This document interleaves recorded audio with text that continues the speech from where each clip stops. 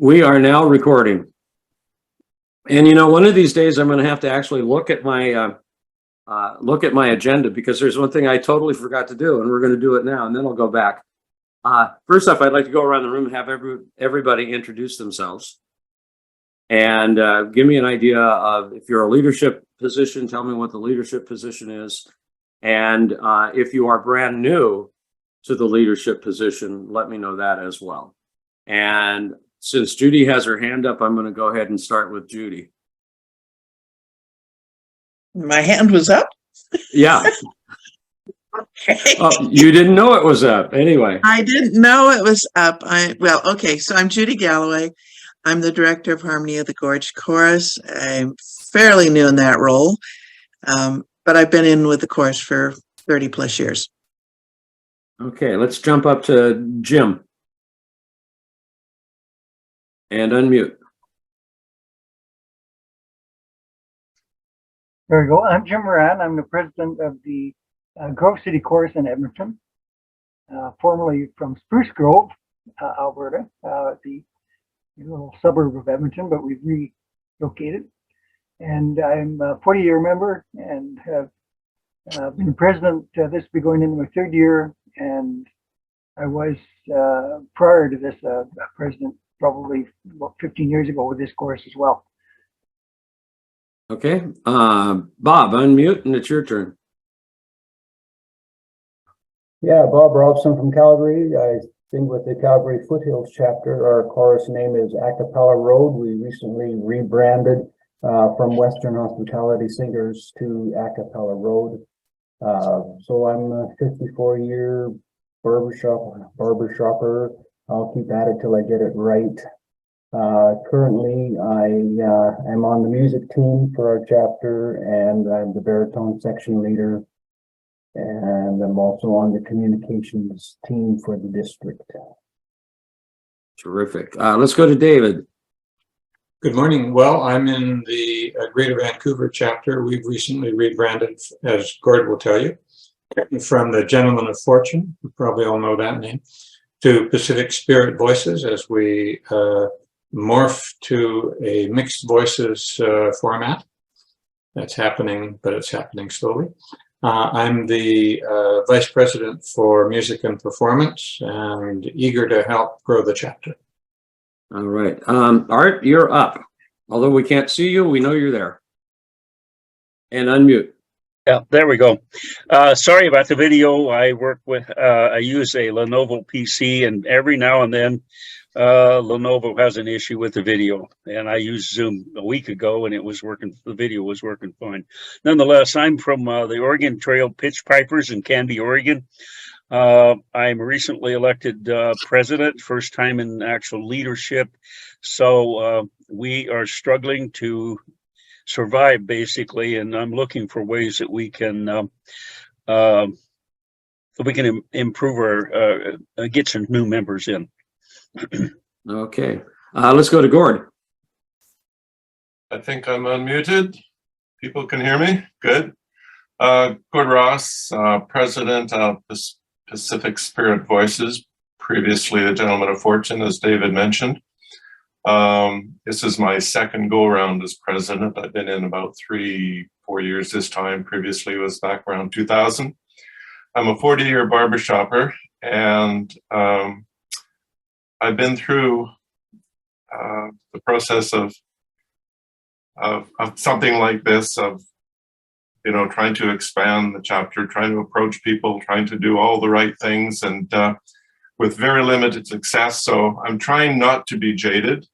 I'm trying to be positive, but I think there are many issues to deal with aside from having the right speech. I think there's other things that you have to consider to be able to be successful in getting the word out there.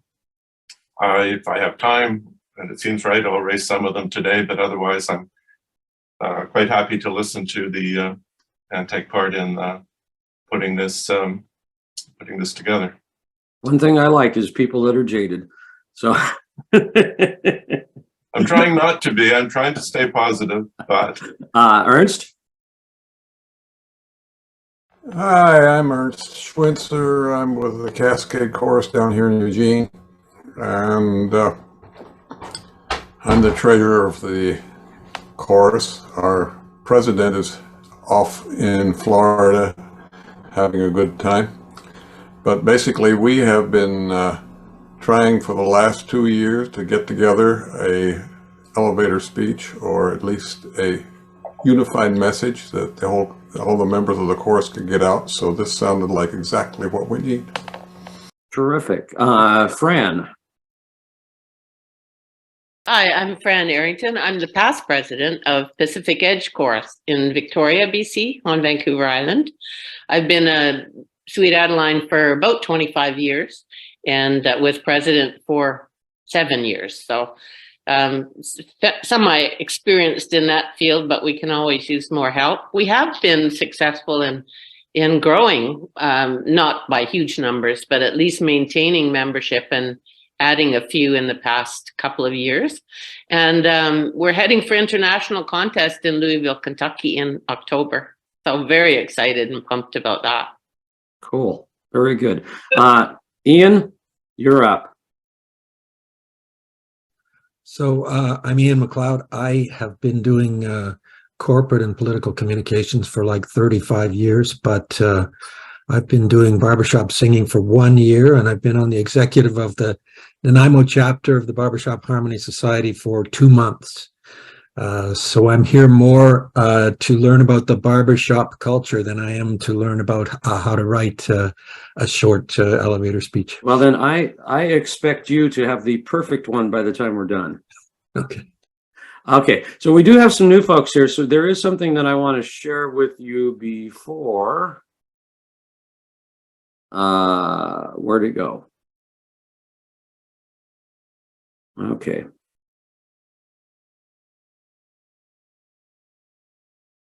Rather than waste time for me not finding what's going on, I will merely say that we have this thing called the Evergreen District.com, ebgdistrict.com. And I was gonna show it to you, but apparently it has managed to not make it onto the make it onto my screen.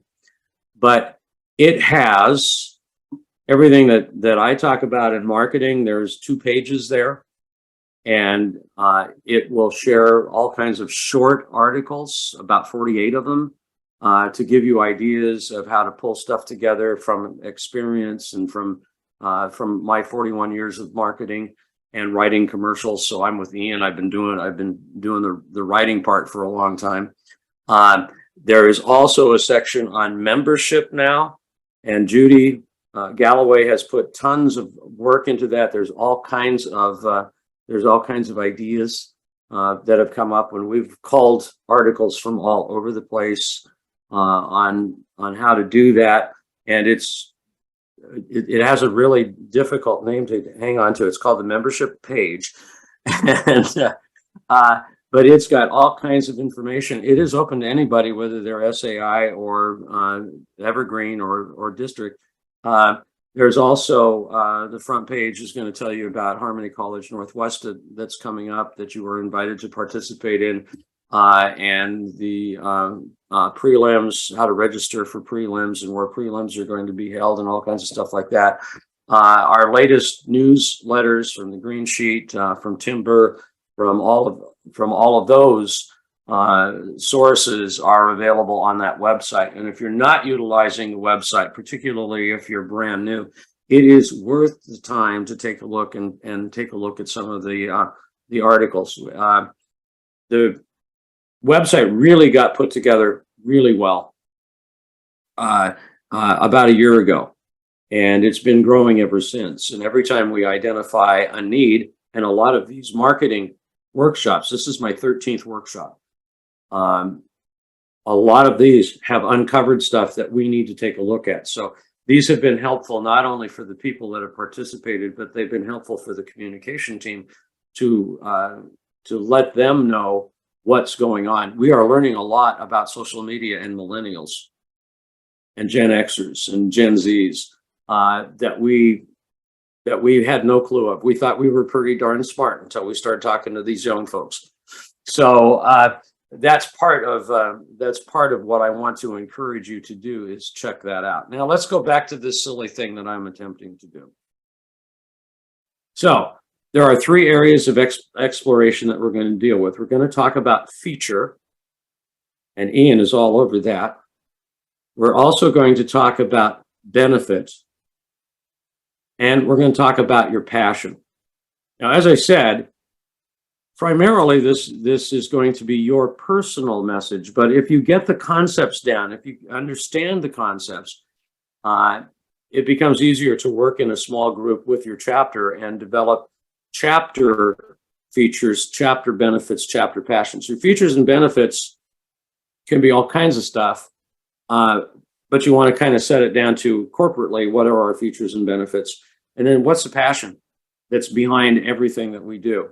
One of the things that we're discovering with younger members, and they don't like to be called younger members, by the way, but I use it for want of a better term, is that the concept of fellowship, which is so important to many of us, is not a concept that they share anymore.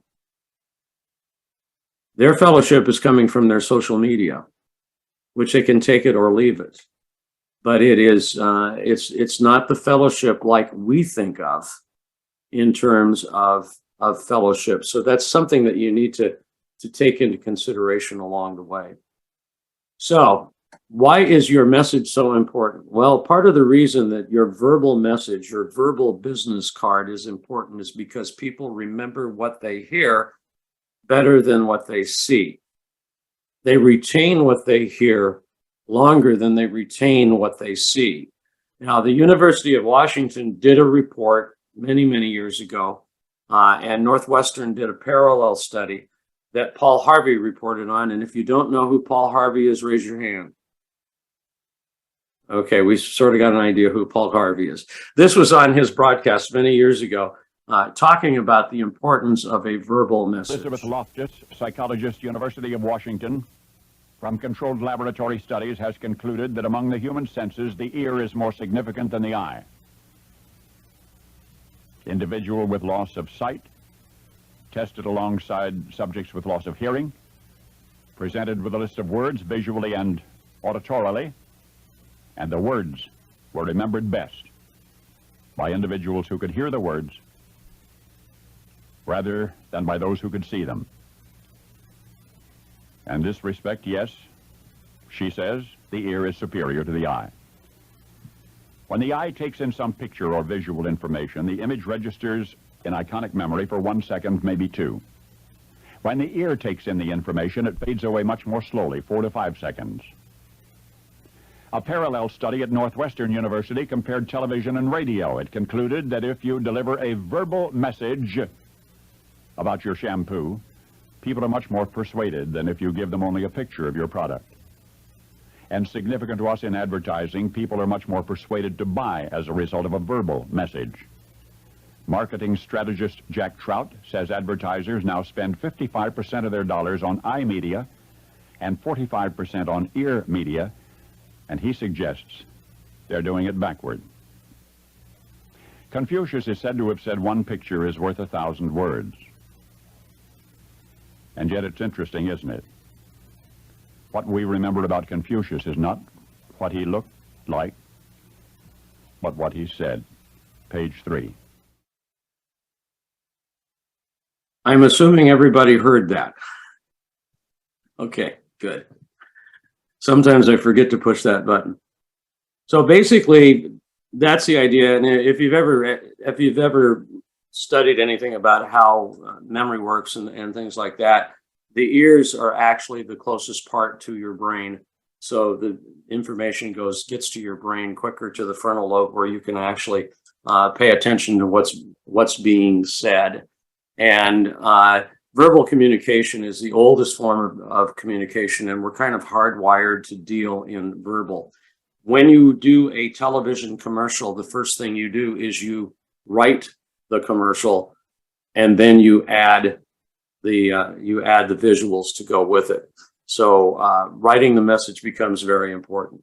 So the question is, how do you get started? Well, you need to know a few things. You need to identify a few things about your chapter. need to know who you are, need to know what you are. You need to understand your features and your benefits. You need to understand, to start with, what your passion is for doing this. Why are you passionate about whatever it is that you do? And each one of us is going to have a slightly different passion for why they attend their chapter meetings, why they participate, and why they look forward to Tuesday night. If Tuesday night or whatever night you rehearse on is just the Tuesday night habit, then it's probably not fulfilling. If you can't wait for Tuesday, or if you can't wait till Wednesday, and you are champing at the bit, your chapter probably has something going that's going really well. And there's some passion in that structure that's important to you. So you need to understand what your chapter offers. You need to understand some of your chapter's strengths, and you need to understand the passion that's behind what you do. So we're going to start off here with features and benefits, and this is my definition, not Webster's definition. But a feature is a noun, a prominent or conspicuous part of or characteristic. The shorthand is a feature is what something has. A benefit is what something does for me. So it's relatively easy. The nuts and bolts of this whole thing is a feature is what something has. A benefit is what something does for me. And we're talking very personal at this point. So a feature is what something has. A benefit is what something does for me. So I'm going to give you the opportunity to jot down some thoughts, and that's going to be on the very first page of the elevator speech workshop worksheet, rather. It's the very first page. It says inventory, features and benefits. And I'm going to give you something to actually work on. So we're going to take a look at a Mr. Coffee. This whole unit here contains features and benefits. And I'll let you look at some of the parts individually. And what I would like you to do is we're going to take a couple of minutes here, and I want you to identify one or two. I would prefer two features and benefits. Oh, I'm sorry. I take that back. Use the back of your sheet for this, because the other part is actually when we start talking about your chapter. So for Mr. Coffee, we just need to identify features and benefits. I will leave the picture up, and I will just go ahead and give you about 2 minutes to work on it, and then we'll unmute and take a look at what you came up with. On your mark, get set, go. I'm going to go ahead and stop sharing so that we can all see each other, and you can unmute. And we're going to go around the room real quick and see what items you picked out. And I don't know who I'm going to pick on first. Let's go to Bob Robson. Well, the features that I would say is it's compact, portable, easy to use, and probably inexpensive to purchase. Benefits, it's a quick cup of coffee. You can use a variety of those flavor pods. You can do 1 cup at a time rather than a whole batch of or a whole pot of coffee. Okay, all right. Anybody got anything that's slightly different?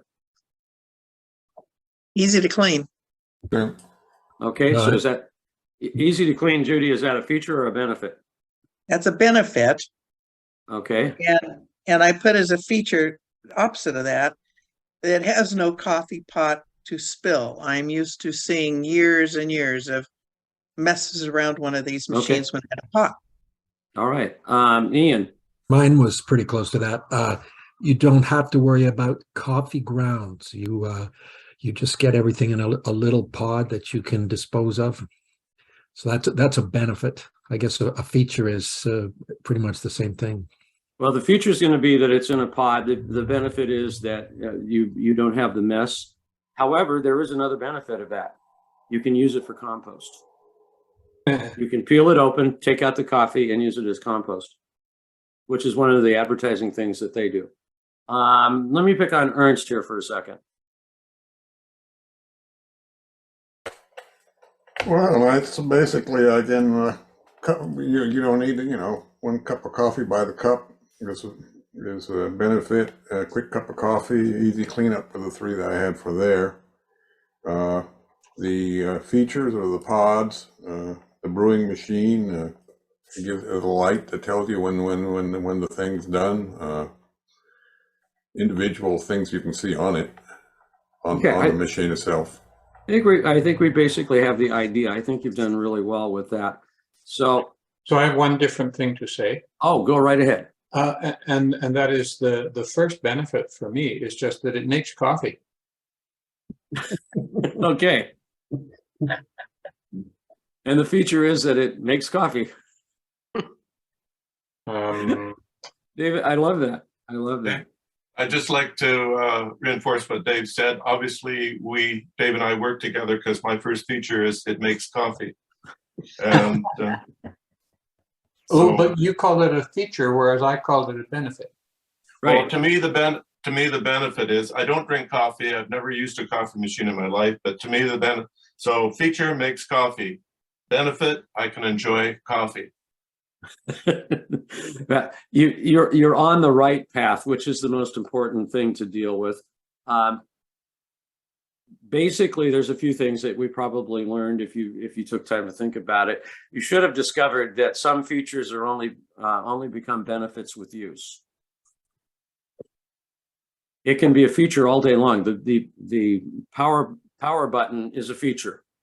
It's a feature all day long until you activate it, and now you get the benefit of the machine actually working. Or the converse of that is a benefit is not realized until the feature is used. So basically, we're talking about an equation. In whatever we're talking about, when we're talking features and benefits, we have to include both sides of the equation. You get to choose whatever the feature is. And we'll do a little exercise on that in a minute, but you get to choose the feature, but you also have to do the accompanying benefit, or you choose the benefit and the accompanying feature. But both of those have to be together in your statement. There was a sales representative that I was working with 20 years ago, and he'd been on the sales team for about 4 years. Or excuse me, 4 months, and had sold 0. So the radio station basically gave you a tolerance. If you hadn't sold anything by 6 months, you were gone. As simple as that. And he was at the 4-month mark and hadn't sold anything. So I was asked to go out and ride with him. So I rode with him, and I discovered that what he did was what's known as a feature dump, and never gave the listener, the person that he was talking to, the opportunity to learn why it was important. So he would come in and say, our radio station is, our studios are in Seattle, our antenna is on Bainbridge Island. We have wonderful studios. We have a master control room. We've got great people that handle traffic, and great people that do this, that, and the other thing. And you could just watch the client's eyes glaze over. And it was like, yeah, so I worked with him a little bit, and all of a sudden we came into the fact that the radio station talked to about $250,000 or 250,000 people a week, which is actually one of the smaller stations. And so we worked on it, and all of a sudden he started saying, we have 250,000 people that listen to our radio station every week. Imagine what we could do if we could harness 1% of them and send them to your store. Now, all of a sudden, the client is seeing a feature, 250,000 people, and a benefit that we have the skill to move those customers to your store. Now, whether that's true or not, I don't know. It depends upon the commercial. It depends upon the schedule. It depends upon a lot of stuff. But it gave the store owner the opportunity to imagine what it would do for him. So that feature and benefit, if you just do the features, it won't mean anything to them. You have to connect it to what the benefit is and what they're going to get out of it. So never, ever, ever, or always, always, always, if you're going to offer a feature, make sure that you help them with the benefit. The other thing is that your feature and benefit, if you just give them a feature, your listener might make an erroneous assumption. For instance, someone looking for work and they're asked to share something about themselves, and they say, I'm a people person. Okay, we now have a feature. The listener can say, oh, people person, a busybody, not doing their work, being involved in everybody else's business, not sure we can trust this person. Much better to say, I'm a people person, which means that when my work is complete, I am available to help other people with their projects as well, which is a whole different thing. So you don't want to leave the listener, you don't want to give them the opportunity to invent their own second part of the equation. You want to be able to help them see through your words what you're doing and what it's all about. So let's identify if this is, everybody can open their mic on this. The game is to tell me whether it's a feature or a benefit and why. We rehearse in a central location. Feature. Benefit. Okay, so let's go to Ian. He said it's a feature. So if that's the feature, what's the benefit? The benefit is that it's kind of the easiest trip for the largest number of people. Terrific. Now, who said it was a benefit? Okay, Gord, if it's a benefit, what's the feature? I can't think of the feature, but the reason I thought it was a benefit was because you're telling somebody and they're thinking, oh, for me, that means I won't have to travel far. Okay. Basically, we rehearse in a central location, so you don't have to travel quite as far to rehearsal becomes your feature and your benefit. Or because we don't want you to travel too far for your rehearsal, we sing in a central location. So you're on the right track. You're on the right track. Question, Greg? Isn't that sort of up for discussion? What if I live a long way away? That's why you have to make the decision whether it's a feature or a benefit, or even if you want to mention it. You may not want to mention it. Depending where they live. Right. Okay. Right.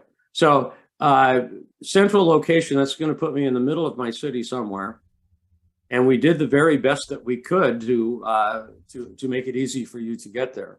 If it's too long of a drive for you, or if you are no longer, as some of our older folks are, I'm becoming one of those, don't like driving at night. We're in a central location so that it's easy for us to come pick you up and deliver you. We're in a central location that's well lit and plenty of parking available. There's a lot of stuff that you can do with that. Let's try this one. We have quartet time. Feature or benefit? It's a feature. Okay, and what's the benefit? It means that the benefit is that if you want to sing in a quartet, or you want to learn to sing in a quartet, that we can teach you, or you have time to practice in a quartet and just not just singing with a chorus. Okay. Anybody else? Well, a feature, if you're interested in harmony, you have an opportunity to hear quartet. Right. We have quartet time. I'll use it as a feature. And the benefit to you is that you become a better chorus singer because of it. Because you're learning your part, and that's going to strengthen the section, because we don't have time for a whole lot of leaners, although there will be leaners. Yeah, Gord. So what you just said was a benefit to the chorus. So what I think of is, what is the benefit to the person you're actually talking to? Yes, if they get enjoyment out of the chorus getting better, then that's a benefit to them. But to me, a more direct benefit would be, I like quartetting, I'm going to get my own personal satisfaction of quartetting. Right. And like I say, you guys are far ahead of where most of my folks are when I have done this, and I've done this workshop 40 some odd times. So you're already seeing a lot of the stuff that's going to help you in the future. So the benefit of that is that you're getting satisfaction out of giving this presentation to us. Right. Yeah, and Right. quartet time, I think, is interesting because you can look at it as a lot of ways.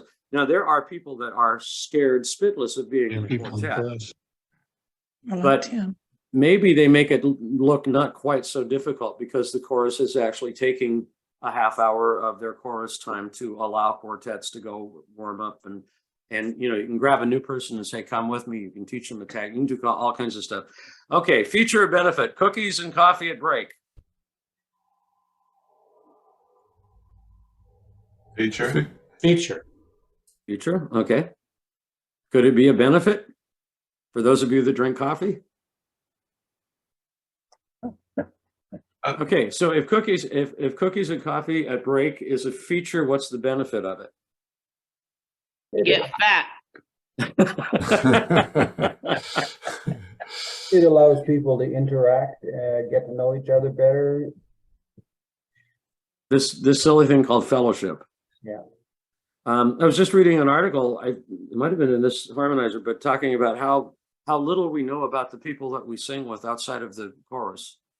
And it would be good to know what some people do. And my chorus didn't know that I was a disc jockey for 6 years. And they found out that at one time I was a disc jockey. All of a sudden I became an MC, but anyway. Feature or benefit, we do 2 shows a year. Feature. I could argue it as a benefit as well because we spend all of this time learning all of this music. We have an opportunity to showcase it because we do 2 shows a year. But you get to decide. That's the key to this whole thing. You decide what the feature and the benefit is. Sometimes you have a feature before it's used that becomes a benefit after use. So it's relatively simple. At this point, we're going to do a paradigm shift here just a little bit. We're going to change our definitions slightly and give you an opportunity to work on this. The first thing is our chapter feature. What feature is unique to our chapter? And then the benefit. How does that feature, and I think Gord already brought this up, how does that feature increase the success of our members or our audience or our listeners? So what feature is unique to our chapter, and how does that feature increase someone's success? Make You mean sense? our chapter versus other chapters? No, it would just be your chapter versus your chapter. Not our chapter versus other choral groups in the region. Right. You just want to talk about what's unique at this point. We just want to talk about what's unique about your chapter.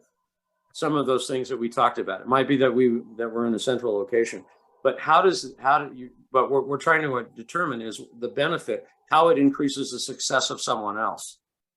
Remember when we first started, we said a feature is what something has and a benefit is what something does for me. Now we're shifting it a little bit. We want to know what your chapter feature is and how it will improve my success. Or my as a visitor. Chapter, what's unique to our chapter, and how is it going to increase your success? Greg, us up here in Edmonton, we have no, next closest chapter is Calgary, 200 miles south. So when we're talking this discussion, I'm talking other courses, other groups. So I would say we sing in the a cappella style. Okay, and that's fine. I'm just trying to change the paradigm. We've been talking about how it improves how the feature and the benefit improves my life. Now we're talking about how does the benefit improve someone else's life.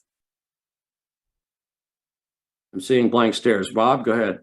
Yeah, I guess I would say our chapter has 2 choruses. We have a ladies chorus and a men's chorus. And when we do show, we always do at least one or two songs that would combine the two choruses together. Okay, well, that would be unique to your chapter. The uniqueness of your chapter is that we have two choruses.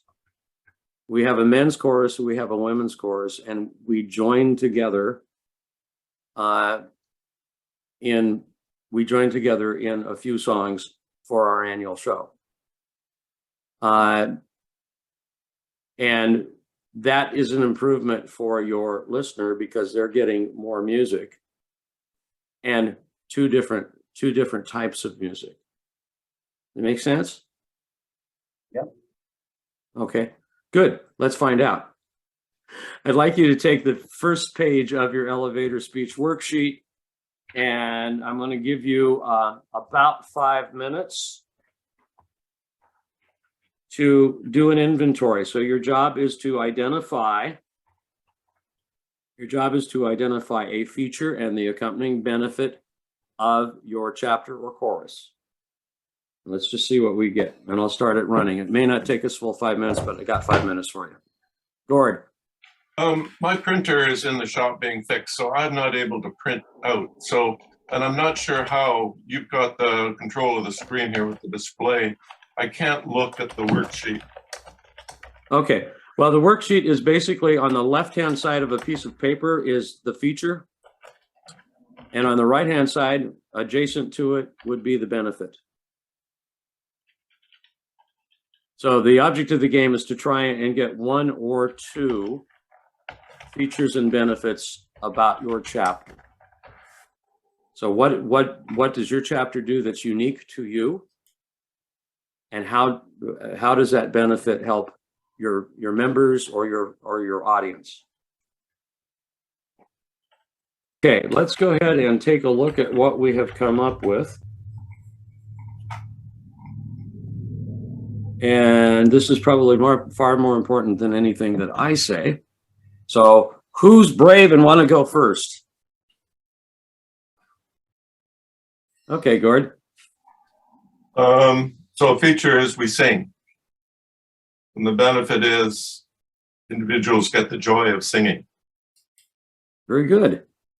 We teach. Benefit is you can learn singing skills quite inexpensively. We have fun. The benefit is it's an outlet from your daily grind. Okay, those are all really, really good features and benefits, and you've completed the equation. So you might want to fluff it out a little bit, but I mean, you got the nuts and bolts, and that's what we're after today. Ian, let's take a listen to you. And you done me. I was actually just running down the page to write those down. Those were really good from Gord. Okay, I'm going to go back to my page here. These are a little bit more elaborate than the previous ones. Okay, so we have strength in different sections of the chorus and long experience. So it allows the beginner to feel a sense of immediate accomplishment in fitting into a group with talent and reputation. We have a welcoming environment and after rehearsal social meetings, and that allows singers to focus on the music and feel at ease and develop a sense of belonging to a team. We do musical exercises as well as songs, and we also have online tracks on our chapter website, and both of those together allow newcomers especially, but everyone, I think, to learn the songs and the techniques much more quickly. And finally, this is a bit of a debatable one. We actually have, since there's been a little bit of a collapse within our chorus, and it rebuilt around a model of multiple directors, which is actually working really well, and also that. The input from each one of the participants in the chorus is valued, so there's a sense of possibility for everyone, and you're not just being enlisted, if you like, in a project that belongs to one person. You're part of a joint project. So those are my 4 equations, if you like. I like it. I like it. Anybody else want to jump in here? Jim? I started with weekly voice training, and that would improve your own singing ability. But chorus public shows, the benefit would be you could be part of a larger singing group. Quartet time, which we covered a bit already, but learn from seeing, hearing, and trying. And diverse range of talent, which means you will fit in. There is a place for you. Okay. You guys are very, very, very smart. Art, you want to chime in? I haven't picked on you yet today. I picked the first two that Ian had selected too. We have an older chapter, effective with, except for a couple of people, we could actually pass as a senior chorus. But I see that as a benefit because there's a lot of experience there to help people learn. So that was my feature. And we have a small chorus, which can be a benefit because you can fellowship. There's more opportunity to fellowship. Okay. Okay. So that's what I keep up. You're all on the right track. So you're all getting A's. But I want to hear from a woman's perspective. So I'm going to pick on Fran. Okay, I said a feature was that we have 4-part harmony, and the benefit would be, it sounds negative, it's using a negative form instead of positive, but you only use, you can have a small range. You don't have to be able to sing really low and high. So I don't know. Okay, use small range. I guess that explains it rather than saying you don't need a big range. Okay. Feature, we compete and we perform. So the benefit would be gaining confidence. And feature, we hire coaches 3 times a year from outside, like experienced coaches. Therefore, the benefit is improving your vocal skills. So you guys are all on the right. You're all on the right path. Does anybody have anything that they're just dying to say and they didn't call on you? David, go ahead. Oh, and Bob, my goodness. Start with David. Just one additional feature, and that is that our chorus works at an unhurried pace. We take time to be sure that we have all heard the success of whatever exercise we're doing. And the result and the benefit of that is that people are able to learn at an unhurried pace, which promotes a better feeling of personal success and avoids creating stress. I'm really glad that you brought up the concept of personal success. I will share. I've shared. I'm about a 19-year broadcaster. I'm a 41-year broadcaster. I'm a 19-year barbershopper, and I got to a point where I was in a chapter where I was embarrassed to invite anybody to come to the chapter because A, we didn't sing well. B, I didn't feel like I was having any personal success whatsoever with the material, and it became the Tuesday night habit. I just went because it's Tuesday night, I have to go. We were so small, we only had 2 leads. So if I didn't show up, they lost 50% of their leads. I felt this obligation to participate, but unfortunately, I didn't feel the success. And that chapter did finally fold, and I did find a home where A, I was welcomed, and B, I felt I was being successful because they chose music that I could be successful at. And I think that sometimes factors into like music teams and stuff like that. I think it's wiser to sing a simple song well than a complicated song badly. And that has a lot to do with it. But my success in that one group was so limited that I didn't want to be there, but I knew that if I didn't show up, they wouldn't have a lead section. So, Bob, go ahead. Yeah, one more thing to add is the community engagement, doing things that will benefit the community. So our chapter gives a lot of funds the money to the food bank. You can see that in the latest harmonizer. There's a picture of us donating to check for $8,300 to the food bank from our Christmas show. But not only that, but we volunteer sorting food at the food bank several times a year. And then you can also include singing at no charge for seniors' homes and for other opportunities around the community. That really is demonstrating success for someone else. Yeah, and then, you know, there is this, one of the society's mottos, I guess, over the years has been, we sing, we serve. Right. Try to Right. follow that. Anybody else? Yeah, Gord. I just want to make a comment on one of the things that Ian said. He mentioned one of the features was they have multiple directors.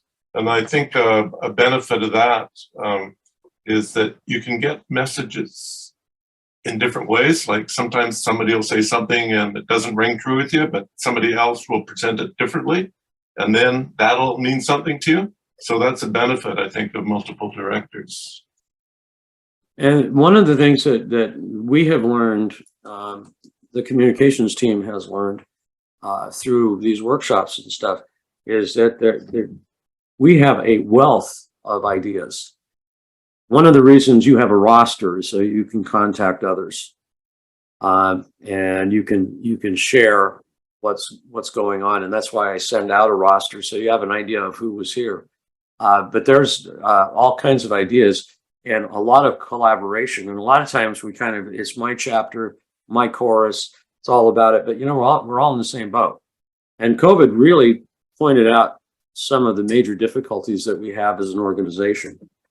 And so being able to address them. Doing a elevator speech is not the end all be all of anything. Doing an elevator speech is just another tool in the toolbox, and we need to explore all the tools that we have available. You know, I always ask the question, if the society fell apart today, would I have someplace to go sing?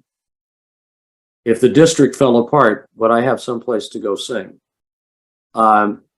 So there's a lot of moving parts that makes this work, and an elevator speech is not going to save your chorus, but it can be a tool and can be something that you can work together on to try and come up with this chapter vocabulary. Let's go ahead and move on. And I've lost total track of time, so I'm sure that we're so we did the breakout. I want to talk a little bit about passion. Passion is unique to you, but you can have a corporate passion, but your personal passion is very, very important. Why do you do what you do, and what are you passionate about? I will share a passion that I have. I got to sing in a quartet for the very first time. Several years ago, we were singing M-I-C, K-E-Y, M-O-U-S-E, and every time we hit the Y, we created an overtone.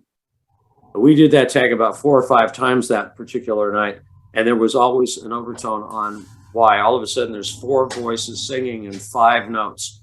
That became a passion to me. The next week when we came back, and I said, let's do the Mickey Mouse thing, because we created an overtone. We did not hear it at all that night, ever. It didn't happen. So I finally realized that the stars and the moon and the sun and everything has to align. You got to be perfectly good, and the vowels have to match, blah, blah, blah, in order to get this. But I've been pursuing that as a passion for a long time. And passion propels your dreams. So I've got a few definitions of passion, because I find this the more difficult part to come up with. But the passion is the driving force behind what you do well. If you do something well, you're encouraged to go do it again because you did it well, and it becomes a passion. Singing in a quartet for me is a passion, not just because occasionally we will create an overtone, but it's that group think, and everybody's contributing, and then we get to go out and sing it for somebody, and they enjoy what they hear. And there's a lot of satisfaction in that. But so a passion, it's the driving force behind what you do well. It's the motivation behind your desire to accomplish a goal. The passion for a lot of quartets is to get to prelims or win district and be able to go to international. And that becomes a major passion. And when you find 4 people that have that same passion, it's amazing what quartets can do. And the Evergreen District has been blessed with a lot of really high quality quartets that have found their way to the international stage. But when you talk to them and when you're around them and stuff, you feel this passion that that's where they're going and they're going to do whatever it takes. It's the feeling that keeps you coming back. I do this and I enjoy it and it lasts. Well, when I sing in a quartet on a personal level, when I sing on a quartet, if we've had a really good rehearsal, that feeling stays with me for about two days. By the 3rd day, I'm going, gee, I sure wish I could get back with the quartet because I want that feeling back. I direct a small church choir, knowing that we've had a major accomplishment that occurred during a rehearsal is a very, very strong feeling that makes it feel worthwhile for me to come back and wave my arms at these people and try and help them improve, because that's what it's all about, is trying to help them. But those are some things that work for understanding passion. People are attracted to passionate people. So you need to remember that when you're delivering your message, passion allows the listener to understand you better. Now, that doesn't mean that you have to say, and my passion is. It is merely a statement that demonstrates your passion. Passion will set you apart. Your passion is unique to you. Nobody else is going to have quite the same passion or for the same reason. And understanding that becomes very important. I had a client 45 years ago, 50 years ago. There's a little tiny shop in Kelso, Washington, and I had just stepped into sales. And the first thing I learned about sales is that I didn't have any clients. And so I had all the no pays, low pays, don't pay, don't trust advertising clients in town. And I had one client on the books, which was a lapidary. Anybody know what a lapidary is? Yeah, Bob? Well, that's cutting and polishing rocks. Yep. So I have a lapidary shop in Kelso, and I walk into it and I introduce myself as the new sales representative. And she says, "Oh, I'm so glad you're here. I need to cancel." And I'm going, whoa, wait a minute. So we had a conversation and I moved their commercials into Paul Harvey's broadcast because there was an opening. And I knew that we had tons of listeners listening to Paul Harvey at 12 noon. So we put these ads on and came back a couple weeks later and I'm being told, well, they're not working. We've seen no success from the ads. So we think we better cancel. And I finally talked them into trying one last ditch effort. Lois, who was she and her husband, Albert, ran the place. And Lois had this sparkle about her. She had this twinkle in her eye. You could hear it in her voice. And I said, why don't you do the commercials? I've written all the fancy things I can do and it's not working. Let's try that. So she said, well, how are we going to do that? Because I can't leave the shop. So I came in with a cassette recorder. I created an introduction and an ending. And she basically inserted the middle part. And as I said, we're probably 1975. And I still remember what I said. I said, now here's Lois from the designer. She went through her part and I said, that's Lois at the Designers, 300 North 1st Street in Kelso, where the coffee is always fresh. Coffee always fresh being their slogan line. And they were nothing commercials. And Lois just said, well, did you know we have this? And did you know we have that? And did you know we had the other thing? And We put them on the radio, and 2 weeks later, their business has gone through the roof. So I tried to figure out what it was about Lois that made this work, because my part was just an announcer. It was all about her. And it's the passion that she had for what she did and the way she delivered the message touched people's hearts and had them come in. After 3 years, Lois became ill, and I did the commercials for her. She got 300 telephone calls and 200 get well letters, and they couldn't wait until she was back on the radio so they could hear Lois. And they were selling stuff all over the place.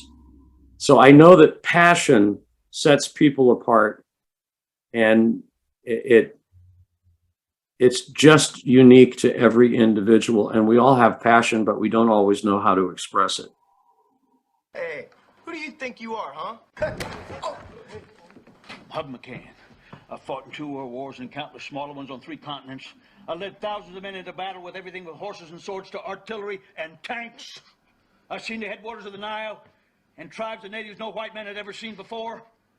I've won and lost a dozen fortunes, killed many men, and loved only one woman with a passion a flea like you could never begin to understand.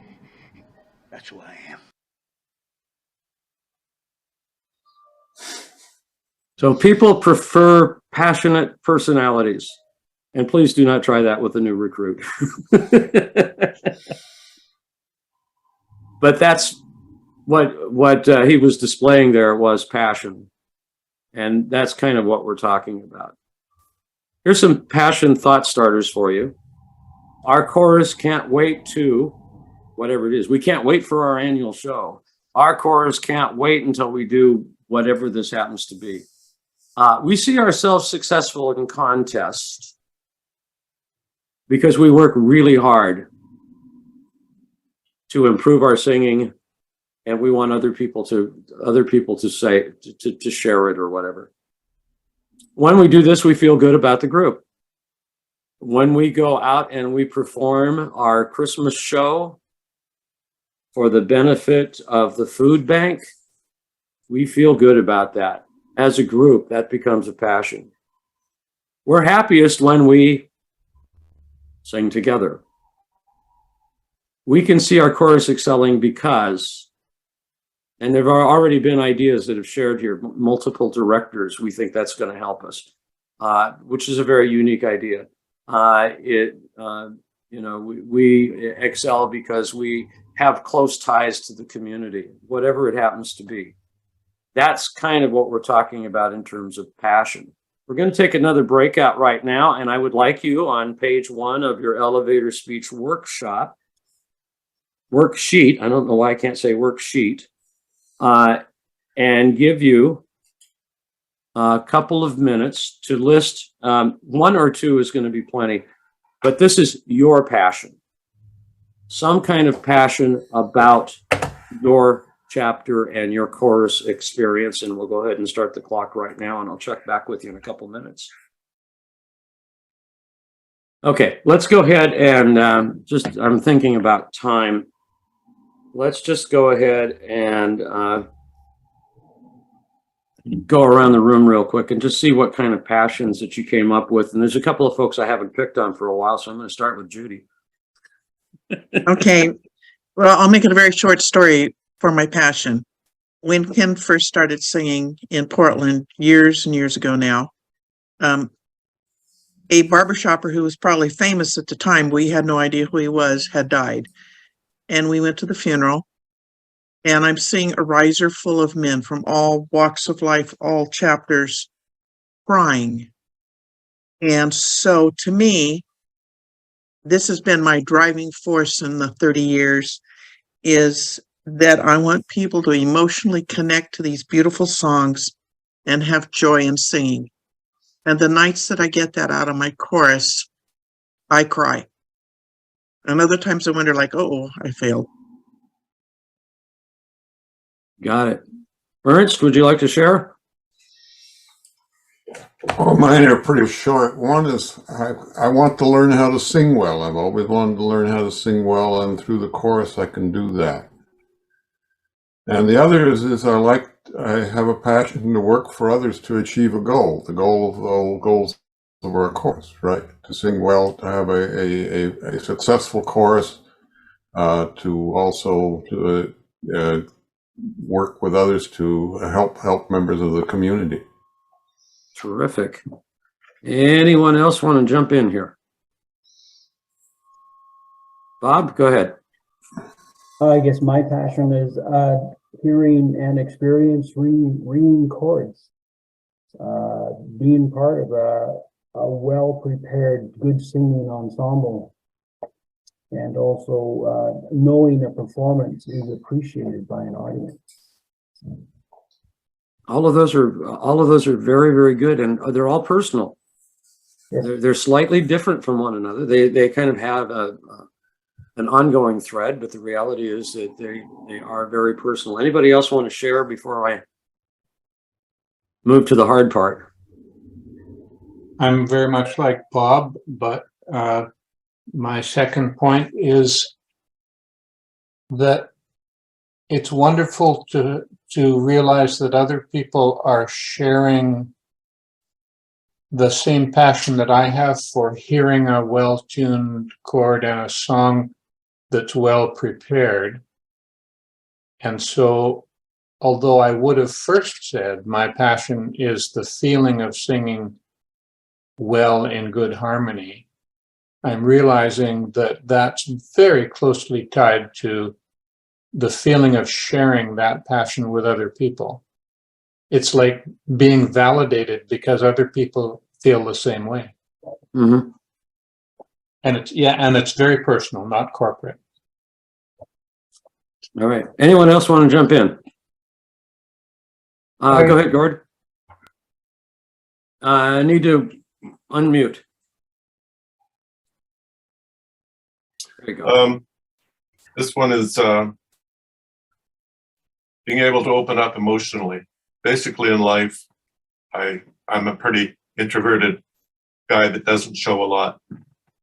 But the passion that I have with the chorus is being able to have those moments when you get rid of that shell and you're able to really get emotional about what's going on with you at a particular moment.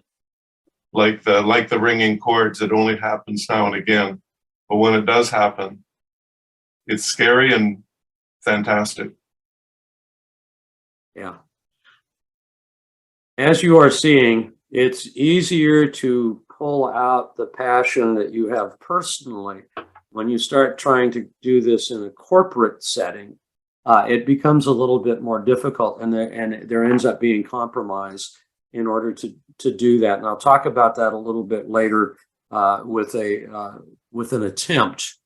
Unfortunately, it failed, but it was an attempt by Puyallup Valley Harmonizers in dealing with some of this and trying to put together corporate thoughts. But obviously, it is a whole lot easier when it's coming from you. And I'm noticing it's coming very deep. And that is so attractive to other people if they can feel what you're saying. My baritone in real life is extremely introverted until he's in the quartet, and he's the silliest guy I've ever known. And he's a baritone. What does that tell you? But he adds so much interest to our performances because he's developed the ability to step outside of his shell. And we did a thing at contest one year where we were invited on the evening show, and during that time we got together with one of the coaches that was there and said, we have the song, but we want to do something with it.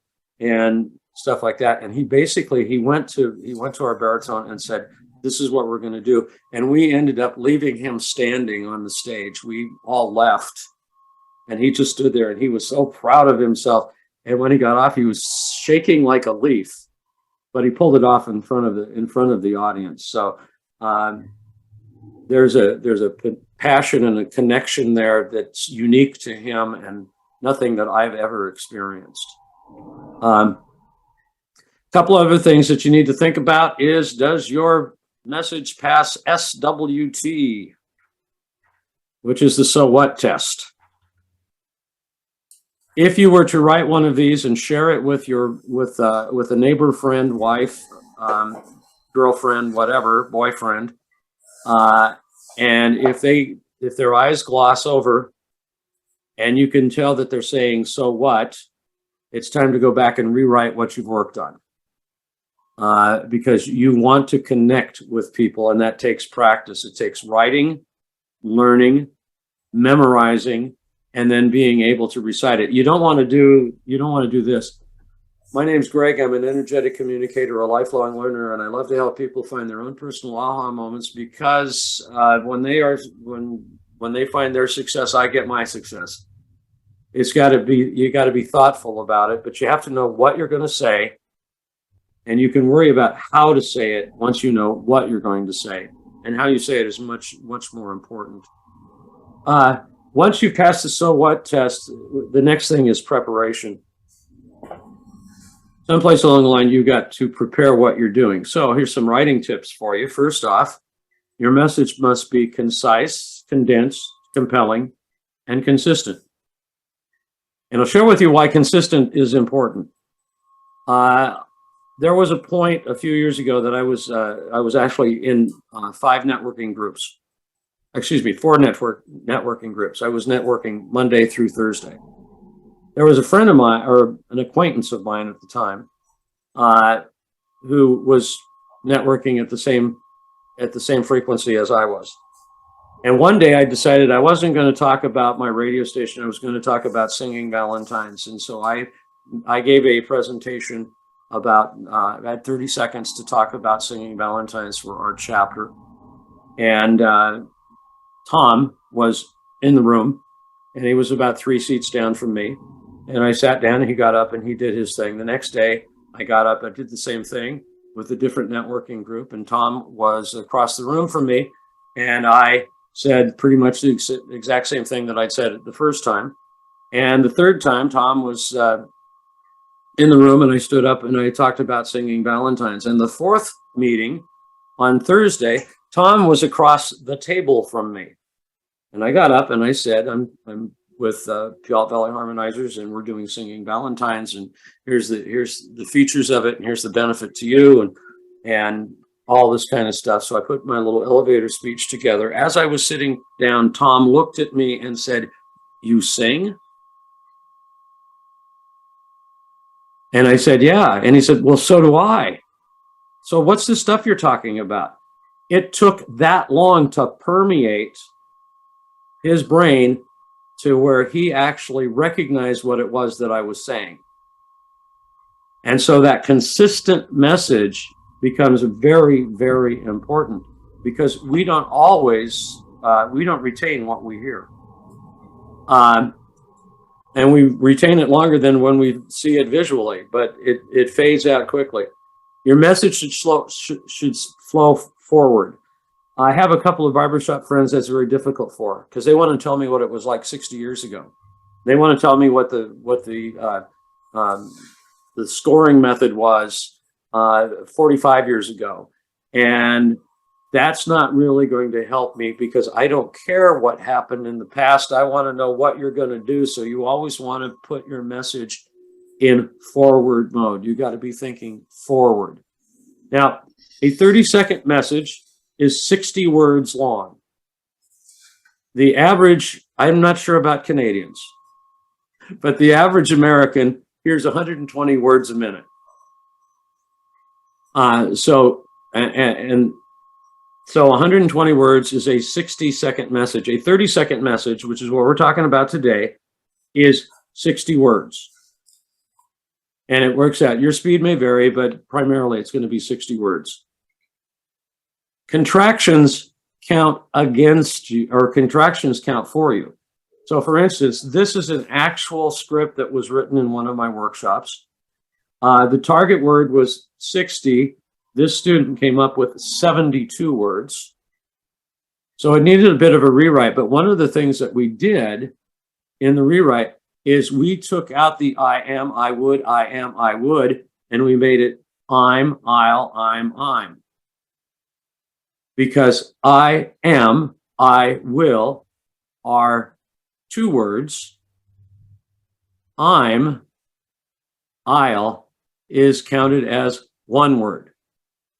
So we rewrote this just a tiny bit, and we came up with the target words is 60, the actual number of words 60, and we use contractions because contractions sound friendlier and they're more personal.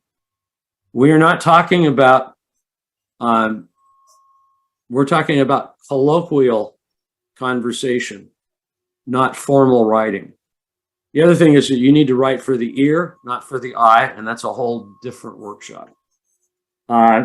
So basically, in structuring what you're doing, has anybody taken speech and drama? No, I'm not seeing any hands go up. Okay.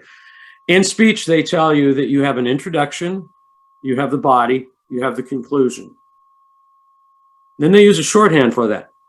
In the introduction, you're going to tell them what you're going to tell them. The body is you're going to tell them. And the conclusion is you're going to tell them what you told them. So this is basically what you're going to be working on. So you're going to write your very first rough draft of your personal elevator speech. So you're going to start off by having an introduction, which would be like, hi, I'm Greg. I'm with Puyallup Valley Harmonizers Barbershop Men's Chorus, whatever it happens to be. And then on the sheet of paper that you have, you're going to pick out 1 feature and 1 benefit. Then from this sheet, you're going to pick out 1 passion and you're going to write them together. And then you're going to have some kind of a closing remark, which might be, and if you're interested in what I just said, I'd love to tell you about our rehearsals, giving them an opportunity to ask questions. After you've given your message, you might want to close it by, do you have any questions? Obviously, where you present this is going to determine how you're going to deal with the closing. If you're standing up in front of your Rotary group and you're telling them about your chapter and about your passion for your chapter and why you do what you do, then you're probably just going to close it out with, and if you have any questions, see me after the meeting. If you're one-on-one in an individual setting, you might say, do you have any questions? Not necessarily, and it depends upon the circumstances. So you need to know what your audience is and what your audience is about and where you're presenting this. I think of this primarily as a small group message. 2 or 3 people that are gathered together and you get the dreaded question, so tell me about yourself, or the dreaded question, so you sing? What does that mean? So that's what we're working on now. I'm going to give you 15 minutes. You'll probably take about 10 minutes in order to do this. And about halfway through, I'm going to have you stop and actually count your words. But we're going to go ahead and try. And there is no right answer. There is no wrong answer. There is only what's in your heart. And some of you will write better than others, but I really want you to do this. And we're going to go around the room and listen to what you wrote. And time starts now. The important thing for all of these workshops is to not necessarily listen to what I say. It's to listen to what each other says, because you'll learn a lot more that way. So let's go ahead and just pretend like you've gone as far as you can go. And let's get some samples going here. And I saw Bob Robson. I hate picking on Bob all the time, but Bob was done pretty early on. So let's have Bob share. Now, what you're listening for does he have a feature and a benefit and a passion statement of some kind within the framework of what he's done? Go ahead, Bob. Hi, I'm Bob Robson, and I'm a singer. Most of the singing I do is a cappella singing, in particular with a men's chorus and a quartet. We have a show coming up soon, and we'd love to sing and perform for an audience. Seeing and hearing an audience's appreciation of our performances is one of the reasons we love to do what we do. Where do you get your singing? Sounds like an ad to me, and a very nice closing line, because you're asking a question. So you're trying to draw somebody into the, any comments from you guys?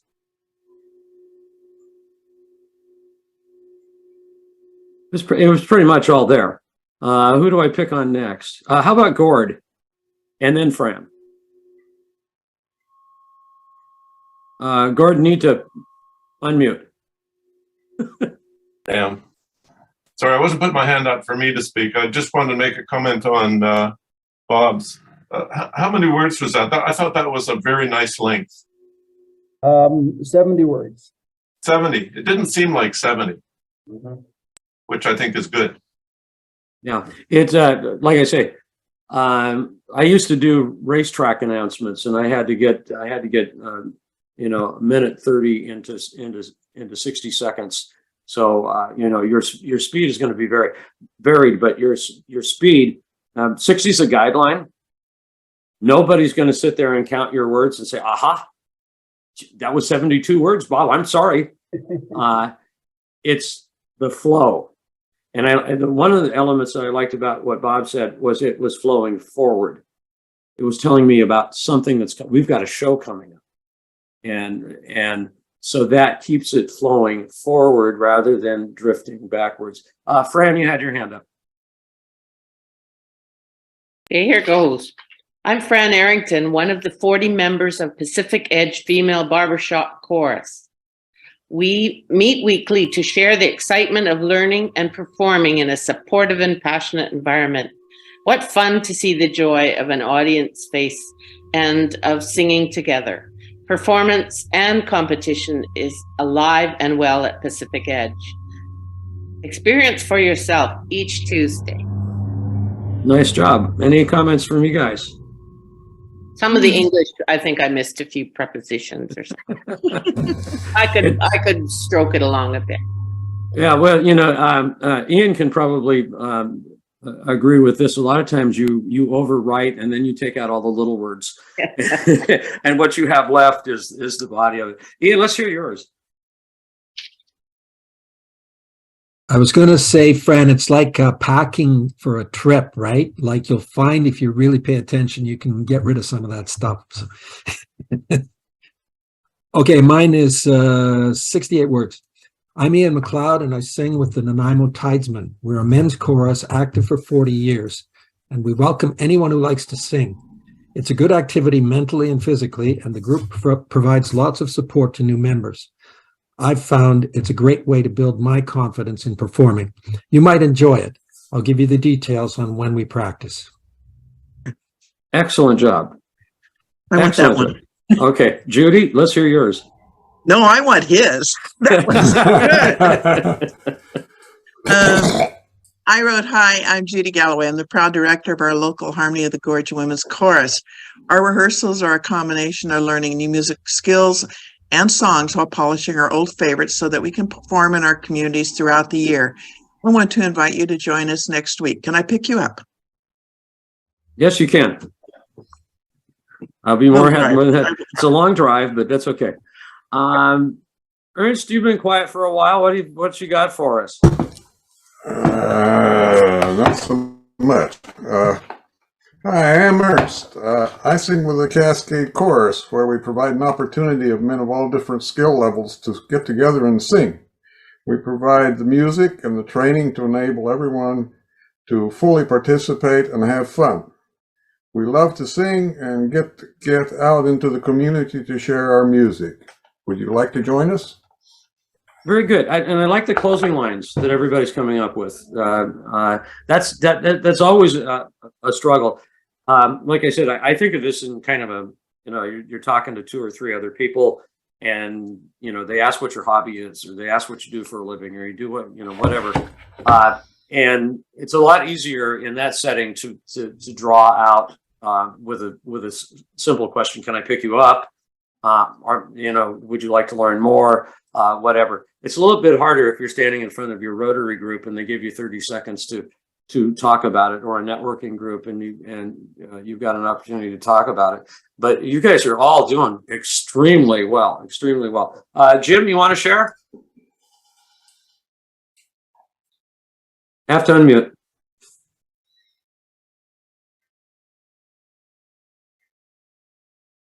That's the fun of Zoom. Yeah, there you go. Hi, I'm Jim Moran. I'm singing in a men's chorus, the Grove City chorus in the Barbershop Harmony style.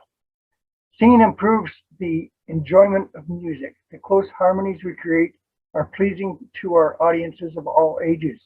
We meet weekly to learn and practice our hobby in a welcoming environment. Please join us next Thursday evening. I think you're all on the right track. And like I said, this is not the end all be all. This is not going to save anything, but it gives you a place to start, and it gives you some tools to use that maybe you didn't have before.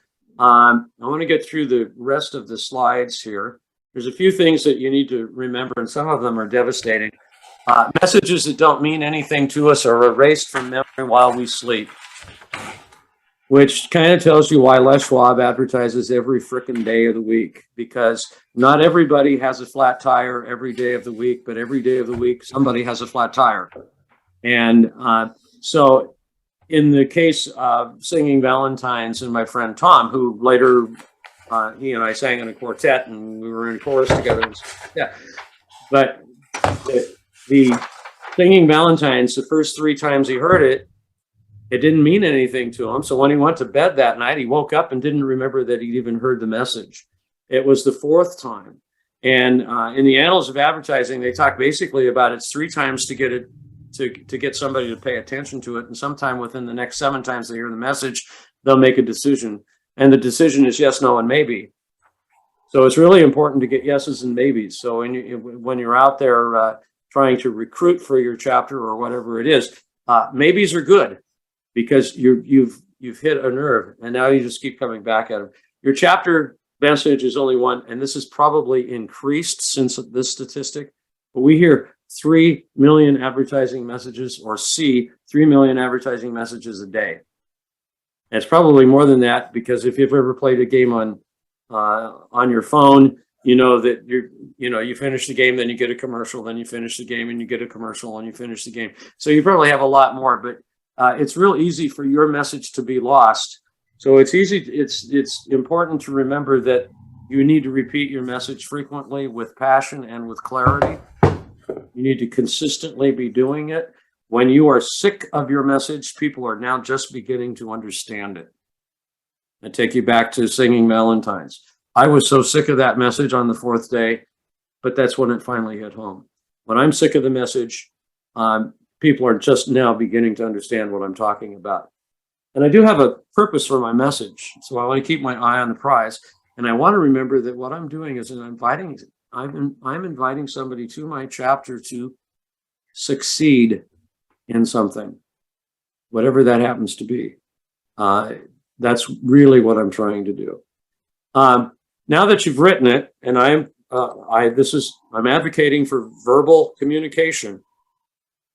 But there are other things. If you spend all that time doing about it, you have a way of answering the dreaded "tell me about your chapter," because you've already put some thought together. You can put some on your answering machine as a new greeting. Hi, I'm Bob Robson, and I'm not home right now because I'm at my chorus, and I would sure like to have you come along. You know, one of the things that's so unique about our chorus is that we are tied into the community, and we do fundraisers for the local food bank.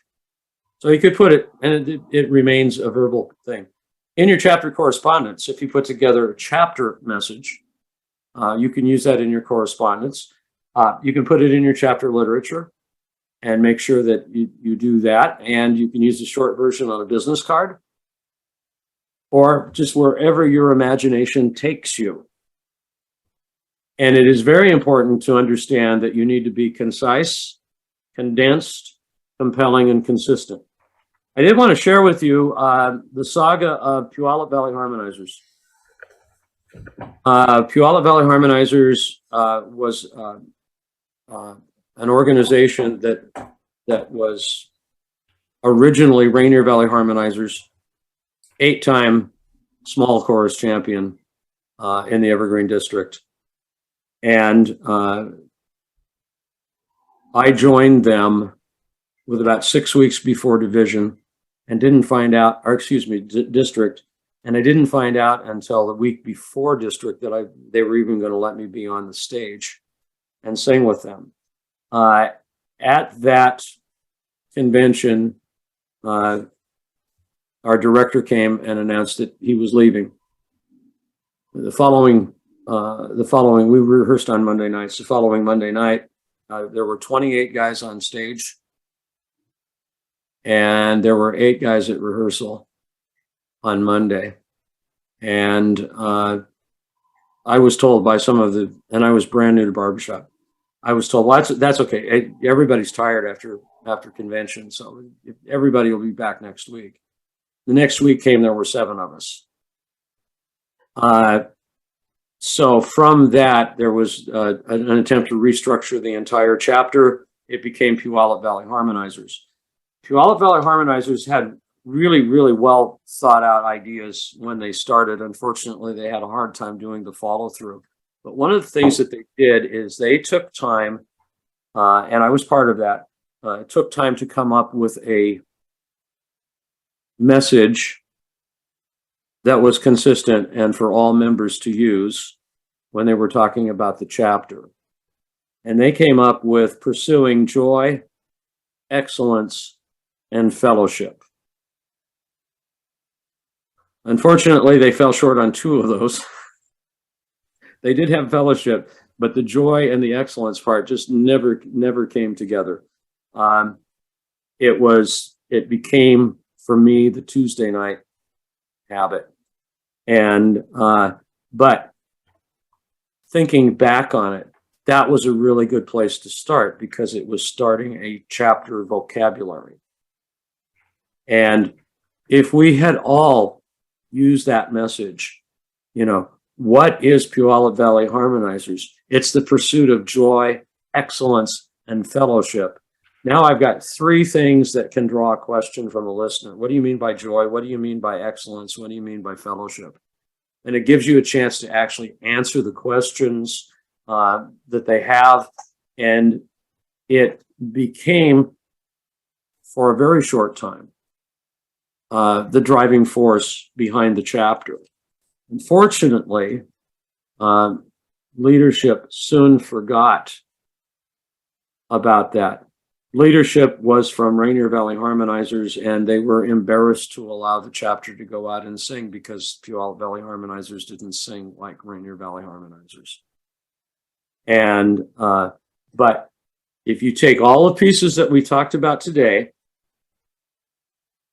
got together with some chapter leaders and came up with some concrete things that you mentioned about it and developed some kind of condensed message that is consistent throughout the entire organization, your messaging becomes a little bit easier because we are still a membership invitation organization. It's still one-on-one is how you get people in. And as long as that proceeds, having the idea. So what we talked about today is your personal message. And you can take those same elements that we talked about and move them toward a chapter corporate culture idea to have ways of expanding your ability to talk about your chapter and what it stands for. That's it for me at this particular point. So are there any questions or comments that you want to bring up? Yeah, Jim. Just one thing. It's kind of timely. On Tuesday this week, the course was invited to send a couple of reps to the one of the local universities because we set up a bursary about 30 years ago. It was actually back to the original Edmonton chapter, the Klondike Corpsmen. So two of us went down there and mixed with the recipients of the bursaries, was the main thing, but also intermingling with all the other supporters and everything from the professors and whatever from the university. Now, this is a situation any one of us can end up getting into where we have an opportunity to talk about barbershop and how they chose to open up the conversations. So name tags, top half had your name on it. It didn't say who you were, what you were, but just simply that. And the lower half, you hand wrote a ask me thing, a topic. It could be ask me about my dog, ask me about my Great dog. idea. It was absolutely amazing, and it was an open mixture. We never knew anybody. That is something that we should look at, like, you know, just something you might want to look at.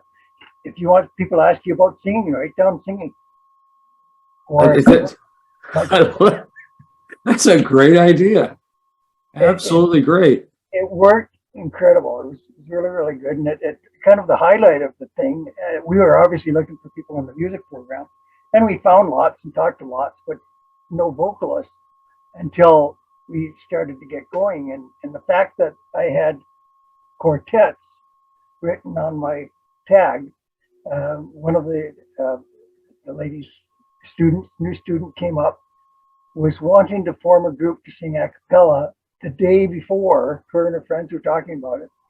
She saw that, grabbed all of her friends and came over, and the other fellow that was with me from Barbershop pulled out his phone and played a recording of his quartet singing Barbershop.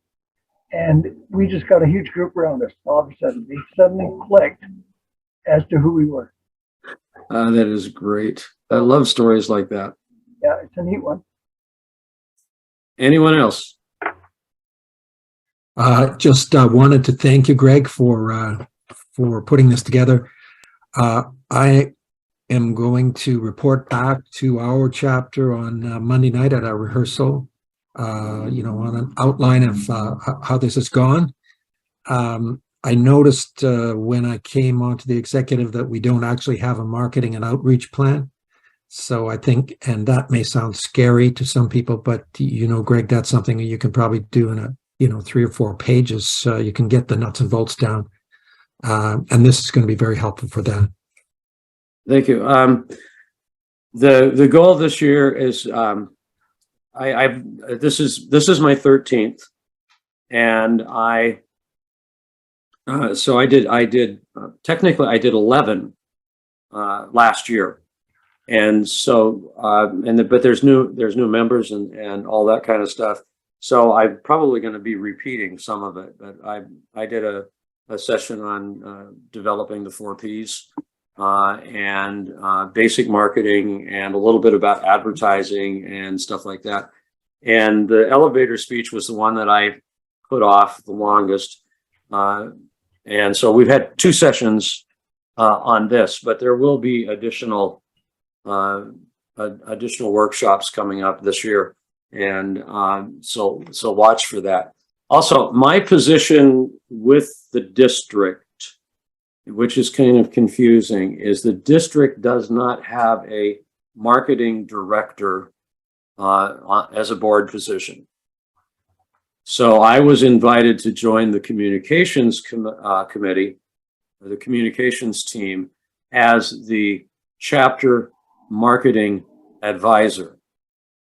And so part of that has been the stuff that I've written on the EDG district on the website, and part of that has been these marketing things. But it really is, I learned so much more from you guys than I ever teach. But there will be additional ones coming up. Now, if you have just a second, Gord, if you have somebody who is just all of a sudden become a marketing person, a marketing vice president for your chapter, and if they are if they're swamped and can't figure out what to do, I'm available to help separately, and you can contact me through marketing@evgdistrict.com. And I'd be more than happy to do one-on-ones. I've been doing some one-on-ones with a chapter that's been falling apart, trying to help them. I don't know if I will succeed, but I'm available to try and give as much information and as much opinion as I want. And if you read the articles that are on the website, you'll notice an awful lot of it is my personal opinion, which may or may not be true, but it's my personal opinion. Gord, go ahead.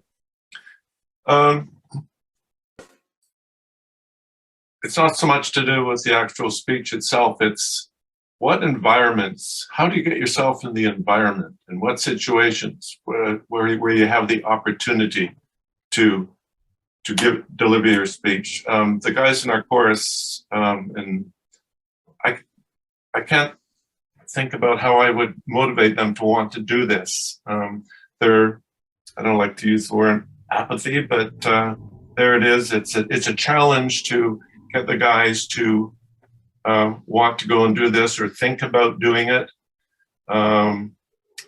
So I don't know how to deal with that challenge. And also the other question about what sort of situations, where do you set yourself up to be able to do this? Well, first off, not everybody in your chapter is going to embrace this at all. One of the things that I think chapters should do is give the opportunity for people to actually try this out. You can try it out. If you are cloistered in your rehearsal space and you're not out anyplace else and you're only in your rehearsal space, then you have a tendency of entertaining yourself and singing for each other and singing for yourself and stuff like that. If the chapter is at the point where it could go out amongst people with a business card, sing a couple of songs and engage people in conversation, then you have created an opportunity for them to do that. One chapter that I'm aware of, and I don't know how successful it was, they just told me this was their idea, but they chose a couple of people per night, and during their business section, they kind of did, hi, I'm Greg, I'm a barbershopper. Hello, Greg.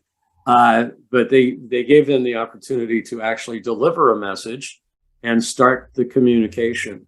Now, whether that worked or not, I don't know. I just know that was something that they were attempting to do. The opportunity to talk about it is that, if you're, I was standing in line at the Fred Meyer store yesterday, and there was a guy behind me, and he was humming quite well in key. Wasn't familiar with the song, but I knew that, and I kind of turned and I'm not an introvert, so I kind of turned and said, "Hey, do you sing? Well, tell me about your singing experience. I sing too." And so I was able to engage him, and before we were done, I told him about Tacoma Vocal Standard and what they were doing. He was a young guy. I knew some of the song titles that they're currently working on, so I suggested those. And we walked out the door together, pushing our carts, talking about singing. So you have to, obviously, the person that's willing to go out and engage somebody has to be willing to be receptive to it. And not everybody in your chapter's going to be comfortable doing it.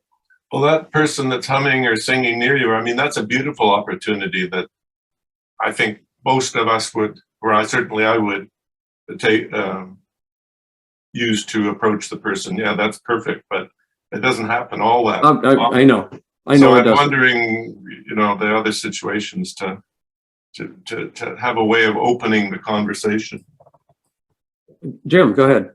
There used to be at one of the Harmony Universities or somewhere I was at, through the society, there was an I Sing button. Simple thing, just a little old style now, but it's one of the round buttons. And the idea was you just put that on, and that's it. I don't even know if it said barbershop on it, but just it opens a No, conversation. I remember the button. It was very large and it just said I sing. Yeah. But anyway, I hope I gave you some ideas. We are Well, 1 minute I away. wear this shirt as much as I can. Oh, I love that. So, you know, wear something that, Well, you know, one of the things that we did at Harmony Kings when I was with them is that Tuesday was uniform day, and so you wore your shirt every Tuesday all day long. They were kind of rank by the time you hit rehearsal, but but you know, just to be out and about, and if you know, 4 or 5 guys, but you know, present your best marketing material is your singing. Go out, sing well, let people engage with you, and do it. That is the ultimate. There's nothing more exquisite than barbershop sung well. There is nothing more excruciating as barbershop sung badly. So you want to make sure that the people that are going out are singing well. But that is 12 noon, and that's a little longer than I anticipated, but I appreciate everybody's input. Thank you so much. Any last things for the good of the order? Is this available online later? It will be. It will be, and I'll send out a link. It will come in a group email, but I will send you a link when it's ready. There's going to have to be a little bit of editing because I don't think you want to sit there and watch yourself scratch your head for 5 minutes. So I want to tighten that up. Thank you so much. And Great, thank you. And for Thank those of you that were here when I was sick, thank you for hanging in there and coming back. Appreciate that. Thanks And you very are- much. thanks, We are, Greg. Well done, Thank you, well done, Greg. Greg. Thank you. Thank you, guys. Yeah. thank you. Everybody- You're free to move about the cabin. Okay, thank you, Greg. See you. Thank you.